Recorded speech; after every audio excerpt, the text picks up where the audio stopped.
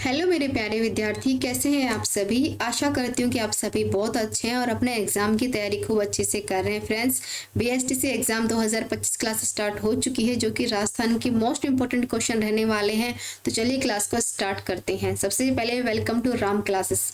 तो देखिए friends, first question आपके सामने आता है कि लोक देवता गोगा जी महाराज की जन्मस्थली कहाँ होगी। तो बीएसटीसी एग्जाम में आपको ऐसे क्वेश्चन देखने को बहुत ज़्यादा मिलेंगे, तो फटाफट से आंसर बता दीजिए कि जो लोक देवता गोगा जी महाराज हैं उनकी जन्मस्थली कहाँ पर है। ददरेवा, रामदेवरा, खरनाल या फिर गोगामेड़ी, तो कहाँ हो जाएगा।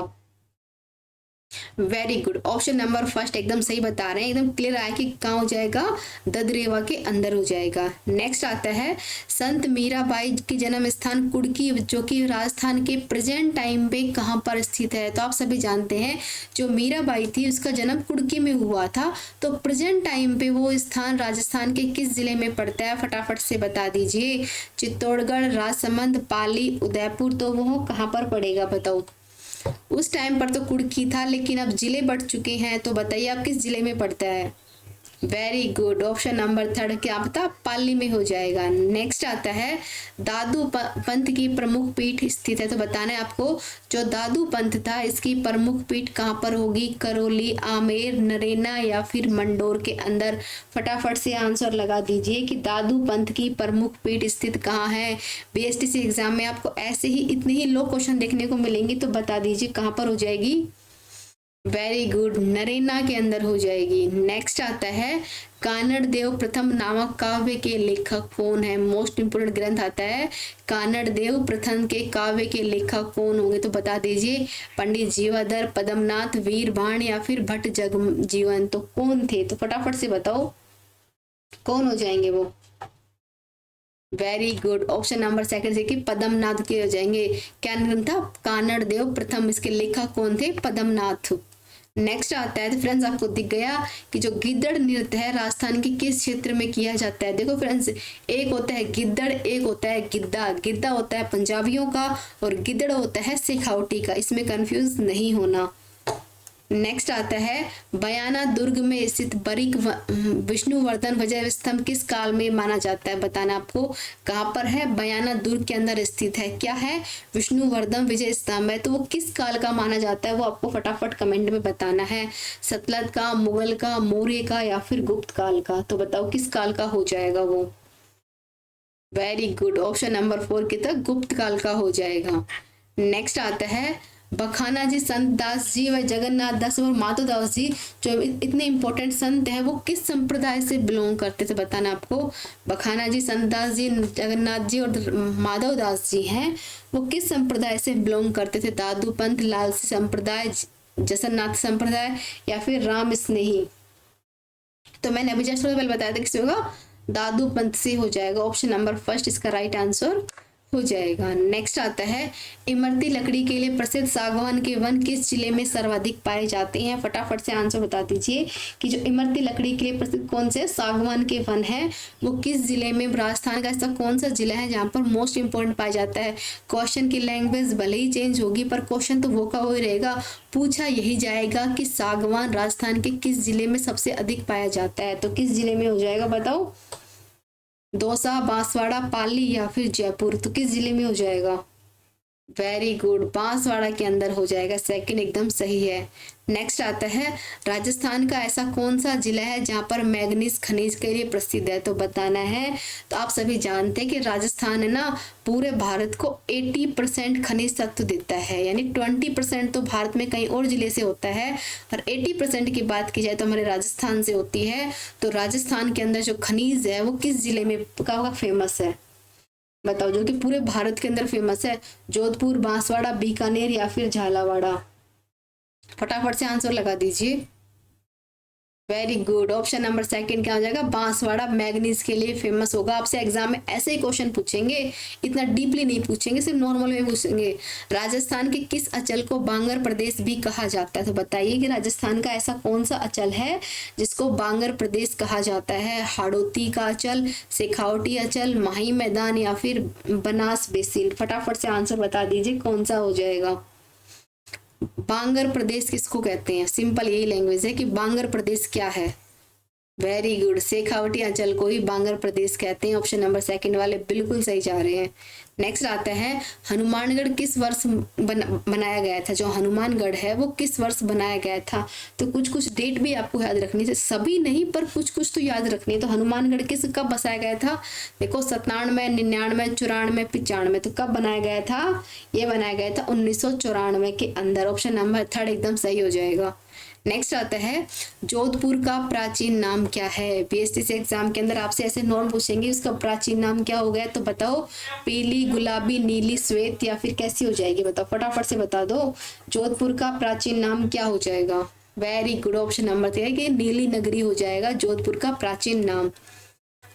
नेक्स्ट आता है खानवा का प्रसिद्ध वर्ष जो युद्ध है वो किस वर्ष लड़ा गया था। जो खानवा का बहुत फेमस युद्ध है राजस्थान की मतलब ना कुछ कुछ ऐसे युद्ध जो निर्णायक युद्ध रहे थे। तो बताएं जो खानवा का युद्ध कब लड़ा गया था। 27 में, 15 में, 12 में या फिर 22 में। तो कब लड़ा गया था फटाफट से कमेंट कर दीजिए। वेरी गुड, कब लड़ा गया था 27 के अंदर लड़ा गया था। खानवा का बहुत ही इंपॉर्टेंट युद्ध था जो कि खानवा का युद्ध है। नेक्स्ट आता है महाराणा प्रताप का जन्म किस वर्ष हुआ था। जो कि इम्पोर्टेंट है। बताओ जो महाराणा प्रताप जैसे योद्धा हमारे राजस्थान के अंदर कब इनका जन्म हुआ था। 1540 में, 35 में, 30 में या फिर 25 में। फटाफट से आंसर बता दीजिए कि महाराणा प्रताप का जन्म किस वर्ष की हुआ था। वेरी गुड, 1540 के अंदर क्या हुआ था महाराणा प्रताप का जन्म हुआ था। क्लियर हो गया। नेक्स्ट आता है माधव सिंह व गोविंद सिंह का संबंध किस किसान आंदोलन से है। आपसे एग्जाम में ऐसे ही पूछेंगे तो बहुत नॉर्मल क्वेश्चन है ये तो कि माधव सिंह व गोविंद सिंह का जो संबंध है वो किस किसान आंदोलन से हुआ। बिजोलिया, मेवाड़, बेगू या फिर अलवर। बस आपको ये याद करना किससे बिलोंग करते हैं ये। माधव सिंह एंड गोविंद सिंह। फटाफट से आंसर लगा दीजिए। वेरी गुड, अलवर किसान आंदोलन। ऑप्शन नंबर 4 एकदम सही बता रहे हैं। नेक्स्ट आता है तो देखिए फ्रेंड्स अब मैं आपको कुछ इंपॉर्टेंट न्यूज बताती हूँ। जैसे कि आप सभी जानते हैं कि बीएसटीसी परीक्षा 2000 अब बिल्कुल नजदीक आ चुकी है। 1 जून का एग्जाम डिसाइड हो चुका है कि एग्जाम उसी दिन होगा। 2 पारियों में होगा, फर्स्ट और सेकेंड पारी के अंदर। तो उसके लिए देखो अब हमें बिल्कुल भी टाइम वेस्ट नहीं करना है। देखो फ्रेंड्स देखो इस बुक के अकॉर्डिंग एक तैयार किया गया है जैसे कि राजस्थान के महत्वपूर्ण प्रश्न लिए गए हैं जिसके अंदर रीजनिंग के आपको जितनी रीजनिंग बीएसटीसी एग्जाम के अंदर आती है उसका आपको हस्तलिखित नोट्स दिए जाएंगे। हिंदी के क्वेश्चन आपको टेस्ट के लिए दिए जाएंगे और कंप्लीट इंग्लिश के नोट्स भी दिए जाएंगे और शिक्षण अभियान के मॉक टेस्ट भी आपको दिए जाएंगे। तो उसके लिए आपको क्या करना होगा ओनली फॉर 199 की ये बुक है जो आपको परचेज करनी है। आपको फोन पे नंबर दिए गए हैं। आपको कुछ डाउट होता है कुछ पूछना है तो आप इन नंबर पे कांटेक्ट करके हमसे बात कर सकते हैं। आपके हर प्रॉब्लम को का सोल्व किया जाएगा और बहुत ही मोस्ट इंपोर्टेंट बुक है। देखो 199 के अंदर आपको कितना कुछ मिल रहा है। राजस्थान के क्वेश्चन भी मिल रहे हैं, रीजनिंग भी, हिंदी भी, इंग्लिश भी और शिक्षण अभिरुचि से, यानी इससे सस्ता तो कुछ हो ही नहीं सकता। ओनली फॉर 199 का है तो आज इसे परचेज करें, बहुत इंपॉर्टेंट है। आपको बेस्ट इस एग्जाम के अंदर देखो बिल्कुल सिंपल है, इसमें कुछ भी नहीं करना, आपको सिर्फ फोन पे करना है और आपको मतलब स्क्रीनशॉट सेंड करनी है व्हाट्सएप के ऊपर, आपके पास ई बुक पहुंच जाएगी। नेक्स्ट आता है मेवाड़ प्रजामंडल की स्थापना किस वर्ष की गई थी। तो बताना है जो मेवाड़ प्रजामंडल है इसकी स्थापना कब की गई थी। फटाफट से बता दीजिए।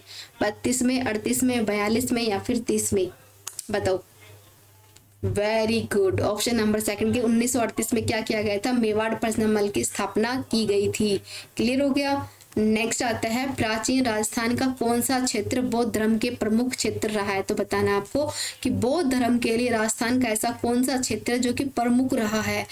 क्वेश्चन की लैंग्वेज चेंज जरूर होगी पर क्वेश्चन यही होगा कि बौद्ध धर्म की प्रमुख क्षेत्र कौन सा था। बैराठ, जैतरण, सागवाड़ा या फिर बलोत्रा।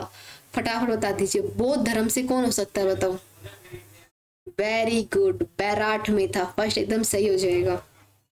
नेक्स्ट आता है साधु सीताराम दास कृषक आंदोलन के संबंधित है। बताओ किससे हो जाएगा। बताओ फटाफट आपको ये तो बताइए फ्रेंड्स कौन सा हो जाएगा।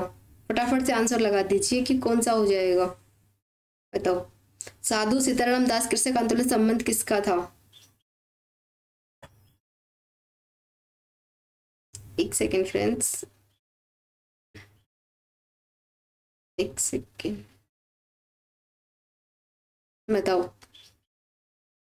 वेरी गुड, बिजोलिया का हो जाएगा। नेक्स्ट आता है आपके सामने, मेवाड़ के किस शासक के समय जावर की चांदी की खान का खनन प्रारंभ हुआ था? बताना है कि मेवाड़ के किस शासक के टाइम पे जावर में चांदी की जो खनन थी इसका काम प्रारंभ किया गया था। तो कब किया गया था बताओ?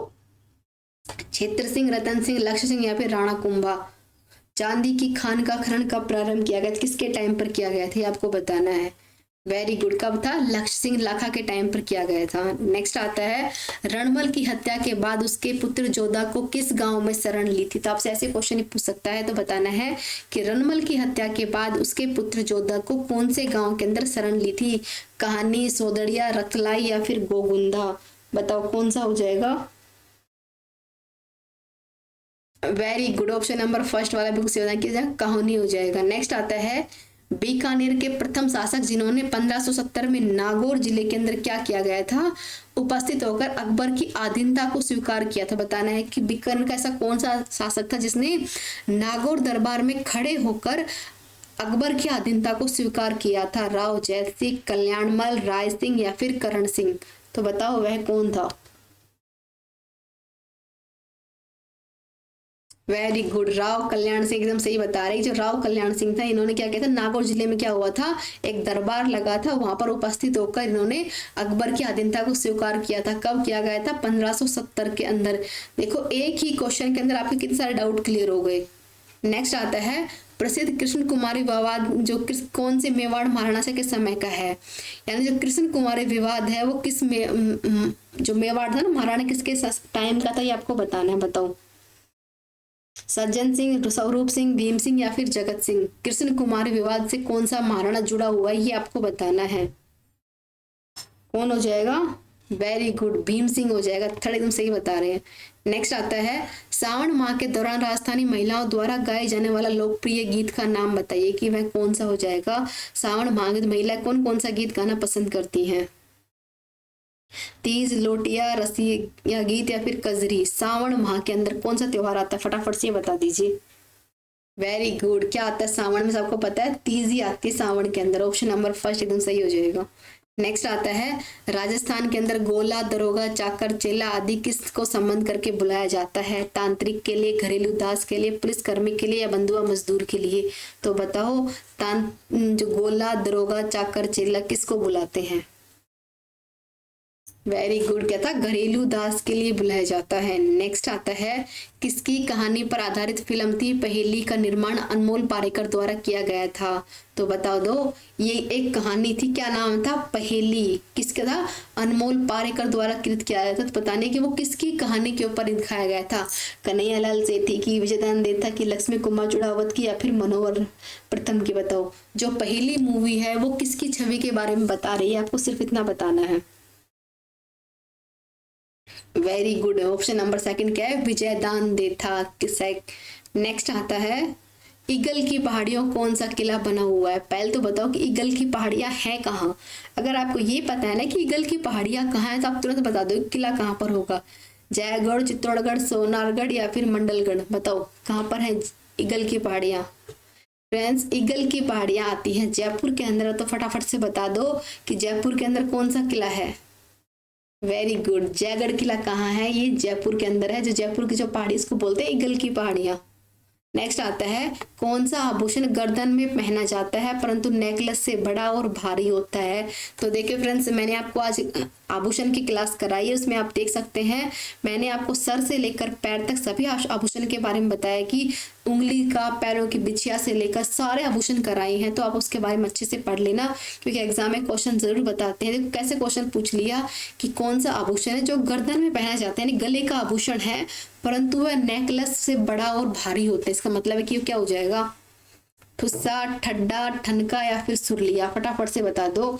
अगर आपने आज की क्लास ली तो फटाफट से कमेंट कर दो, क्या हो जाएगा? वो ठुस्सी हो जाएगा। फ्रेंड्स, आपने राजस्थानी महिलाओं को देखा होगा कि मतलब कि ना बहुत बड़ा भारी सा गले के अंदर पहनते हैं जो कि प्योर गोल्ड का होता है, उसे बोलते हैं ठुस्सी।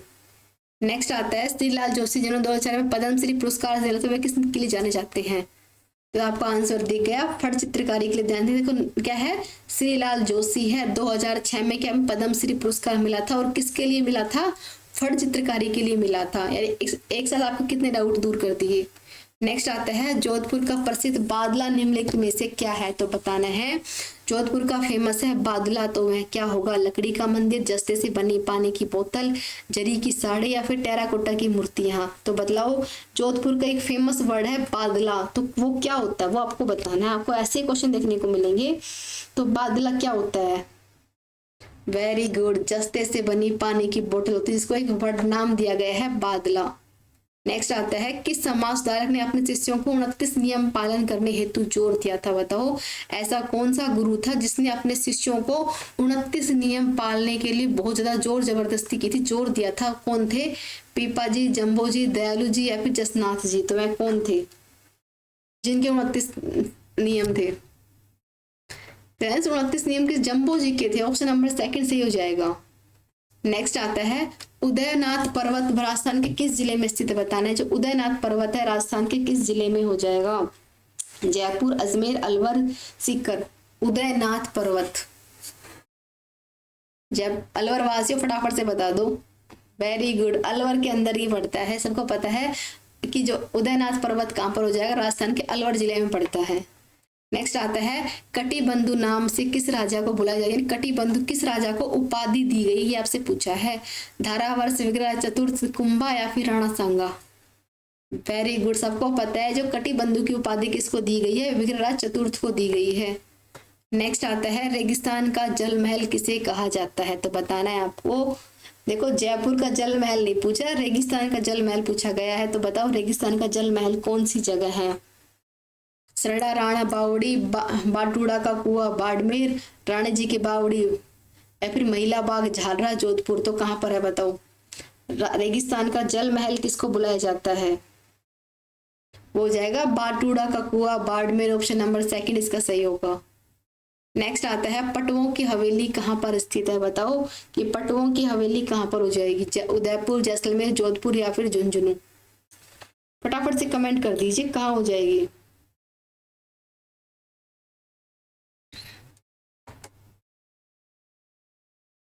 वेरी गुड, कहाँ हो जाएगी? जैसलमेर, सबको पता है जैसलमेर के अंदर है। नेक्स्ट आता है मकराना से मिलने वाला जो प्रसिद्ध है, जो पूरे विश्व में फेमस है। मकराना आप सभी जानते हैं कि मकराना के पत्थर है, पूरे विश्व के अंदर अपने राजस्थान से मुकाबला नहीं कर पाते। तो बताओ, ऐसा उसमें ऐसा क्या खासियत है जो कि जिसकी वजह से वो पूरे विश्व में फेमस है? कैसालाइट, डोलामाइट, सिलेनियम या फिर मार्गनोनाइट? मकराना के पत्थरों में ऐसा क्या है जो कि पूरे विश्व के संगमरमर से सबसे अलग है? इसे कौन सी किस्म है उसके अंदर, वो आपको बतानी है। क्या हो जाएगा? कैसालाइट या फिर ऑप्शन नंबर फर्स्ट सही हो जाएगा। नेक्स्ट आएगा अरावली पर्वत श्रृंखला की सबसे दूसरी चोटी कौन सी? बताओ, जो अरावली पर्वत श्रृंखला है उसकी दूसरी सबसे ऊंची चोटी कौन सी होगी? कुंभलगढ़, नागपहाड़ा, शेर या फिर अचलगढ़? फटाफट से कमेंट बता दो क्या हो जाएगा।